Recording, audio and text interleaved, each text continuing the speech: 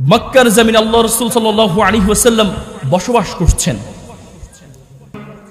বিশ্বনবী সাল্লাল্লাহু আলাইহি ওয়াসাল্লামের কাছে প্ল্যান করেছেন তাকে ওয়াহী দান করবেন যখন তার বয়স 40 বছর। কত বছর? 40 বছর।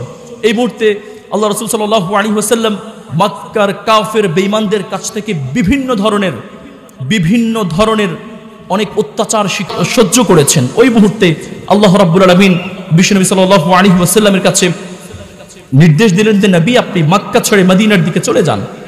তখন বিশ্বনবী সাল্লাল্লাহু আলাইহি ওয়াসাল্লাম জাবালে নূর পাহাড়ের মধ্যে অবস্থান করেছিলেন। ওই মুহূর্তে জিবরিল আলাইহিস সালাতু ওয়াসসালাম বিশ্বনবীর কাছে এসেছেন।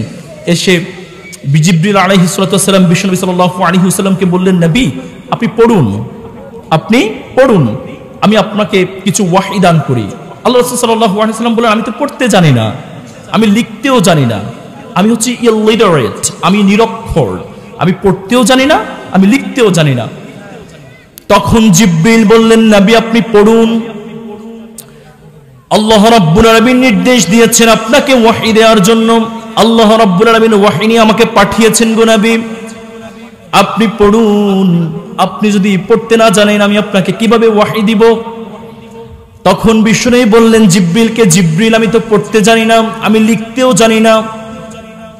তখন জিবরিল আলাইহিস সালাতু ওয়াসসালাম আল্লাহ রাসূল সাল্লাল্লাহু আলাইহি ওয়াসাল্লামকে বললেন, নবী 3 বার বলেছেন। বলার পর যখন বললেন পড়তে জানি না, তখন জিবরিল আলাইহিস সালাতু ওয়াসসালাম আল্লাহ রাসূল সাল্লাল্লাহু আলাইহি ওয়াসাল্লামের ব্রেস্টের মধ্যে চাপা দিয়েছেন। এভাবে চাপা দিয়েছেন।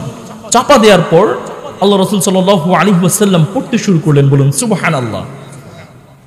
তখন জিবরিল বললেন, নবী আপনি পড়ুন, ইকরা বিসমি রাব্বিকাল্লাযী খলাক, খলাকাল ইনসানা মিন আলাক, ইকরা ওয়া রাব্বুকাল আকরামুল্লাযী আল্লামা বিল কলম, আল্লামাল ইনসানা মা লাম ইয়ালাম।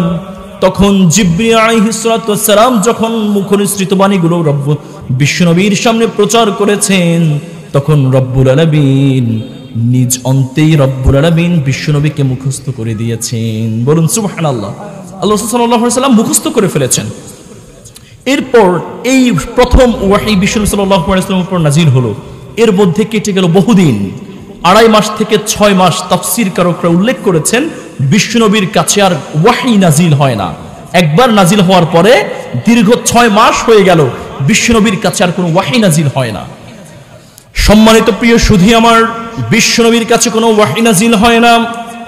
বিশ্বনবী বড় বিপর্যস্ত অবস্থায় পড়ে গেলেন।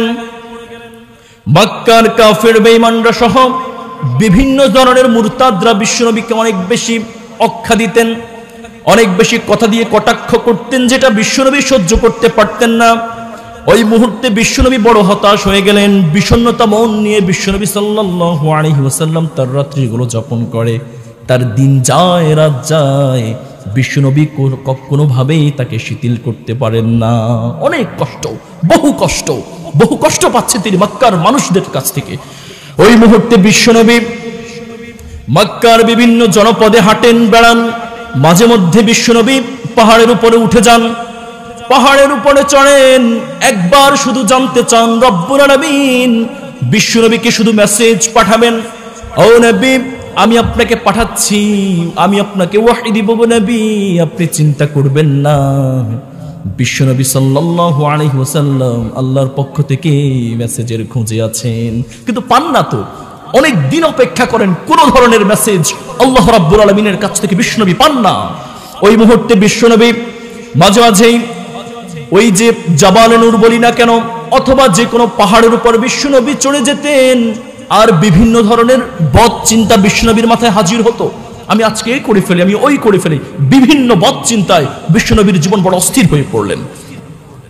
এভাবে একবার উপরে ওঠেন, পাহাড়ের আবার নামেন, আবার বিভিন্ন চিন্তা করেন। এদিকে কাফের বেঈমানরা বিশ্বনবীকে প্রচুর কটাক্ষ করে যাচ্ছেন, তার মানে তার শান্তি নাই। বড় বিষণ্ণতায় বিশ্বনবীর জীবন কাটছে। ওই মুহূর্তে একদিন মক্কার সরু পথ ধরে বিশ্বনবী হাঁটছিলেন। ওই হাঁটার মধ্যে বিশ্বনবী সাল্লাল্লাহু আলাইহি ওয়াসাল্লাম দেখলেন আকাশের মধ্যে জিবরিল আলাইহিস সালাতু ওয়াসসালাম চেয়ারের মধ্যে বসে আছেন। বলুন সুবহানাল্লাহ। একদিন আল্লাহ রাব্বুল আলামিন বিশ্বনবীকে পাঠিয়েছেন।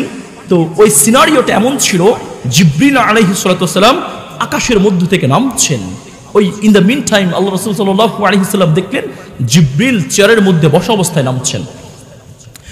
জিবরিলকে দেখে বিশ্বনবী বড্ড চিন্তায় পড়ে গেলেন, অনেক বেশি ভয় পেয়ে গেলেন।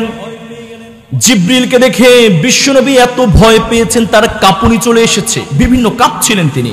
তখন তিনি চিৎকার করছিলেন, জাম্মিলুনি জাম্মিলুনি, আমাকে আবৃত করো, আমাকে বস্ত্রাচ্ছাদিত করো, আমার কাঁপুনি হচ্ছে, আমি কাঁপছি, স্টিল আমি কাঁপছি। বিশ্বনবী জিবরিলকে দেখে ওই মক্কার শুরুপথ থেকে মা খাদিজার হুজরায় চলে গেলেন। মা খাদিজার হুজরায় গিয়ে মা খাদিজাকে ডাকলেন, ইয়া খাদিজা, আমাকে তুমি বস্ত্রাচ্ছাদিত করো। মা খাদিজাকে গিয়ে ডাকলেন, জাম্মিলুনি জাম্মিলুনি ইয়া খাদিজা, আমাকে তুমি বস্ত্রাচ্ছাদিত করে দাও, আমাকে তুমি আবৃত করে দাও, আমার কাঁপুনি হচ্ছে। তখন বিশ্বনবীর স্ত্রী মা খাদিজা আলাইহিস সালাতু ওয়াস সালাম বিশ্বনবীকে বস্ত্রাচ্ছাদিত করে দিয়েছেন। বস্ত্রাচ্ছাদিত করে বিশ্বনবীকে তার খাটের উপর শায়িত করে দিয়েছেন, তিনি শয়ন করছেন ওই মুহূর্তে। সম্মানিত প্রিয় সুধী, ইন দ্য মিন টাইম জিবরিল আলাইহিস সালাতু ওয়াস সালাম আসছেন বিশ্বনবীর কাছে, এসে পাশে বসেছেন। বলুন সুবহানাল্লাহ। ওই যে জিবরিলকে দেখেছিলেন, জিবরিল সেই মক্কার শুরুপথ থেকে যে দেখেছিলেন আকাশের মধ্যে বসে আছেন, সেই জিবরিলকে পার পাওয়ার জন্য বিশ্বনবী সাল্লাল্লাহু আলাইহি ওয়াসাল্লাম তার ঘরের মধ্যে এসে শয়ন করেছেন। জিবরিল এখন বিশ্বনবীর কাছে এসেছেন, জড়ানো ছিল, বুঝতে পেরেছেন তো? ওই মুহূর্তে বিশ্বনবী বস্ত্রাচ্ছাদিত অবস্থায় ছিলেন, আবৃত অবস্থায় ছিলেন। এই কারণে বিশ্বনবীকে আল্লাহ রাব্বুল আলামিন ডেকেছেন ইয়া আইয়ুহাল মুদাসসির বলে। বলুন সুবহানাল্লাহ।